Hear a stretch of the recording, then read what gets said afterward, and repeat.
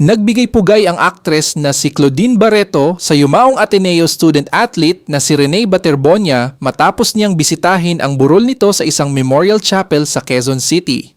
Personal na nagtungo si Claudine sa burol upang mag-alay ng panalangin at makiramay sa pamilya ng binatang atleta na nasawi sa isang trahedya habang nasa isang team building activity sa Aurora.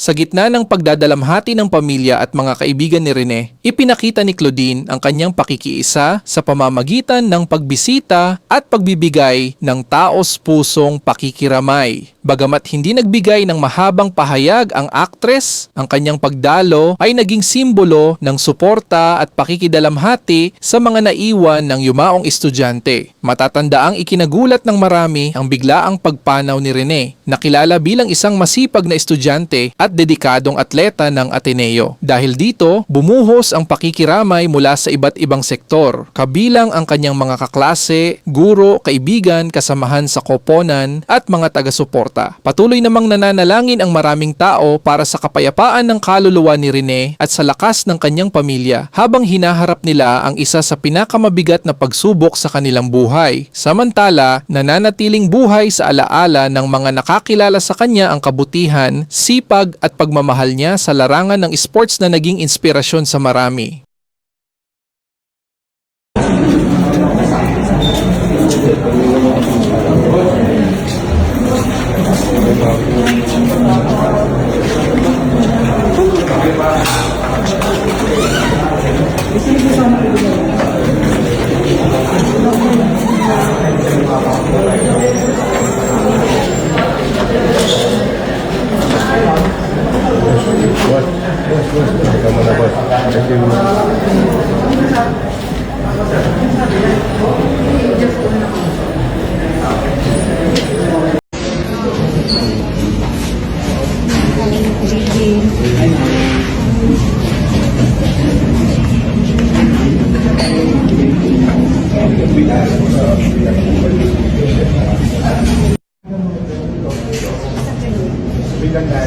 Yes, very healthy, very healthy.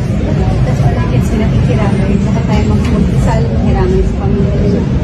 Sali sa Panginoon na. So, good night. Tama ko yung Do you know him personally? No, the mother. Ano mo doon? She's a baby. So biglang nanay. Yes, very healthy, very healthy. That's all I can say, nakikiramay. Lahat tayo magpagkasal, makiramay sa pamilya nila. Sali sa Panginoon na. Good night. Luzon, Visayas, Mindanao, kababayan o kaila o dili. Salamat sa pakiramay.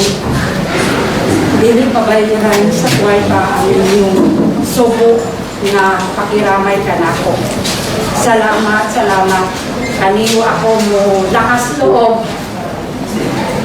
Ihubot ko ang kaugalingon ko tungod para kaniyo ang kinanglan ako mo bangon. Salamat kaniyo tanan. Hindi ko maisa-isa, hindi ko mga kabayan ko ba o silingan o kaila.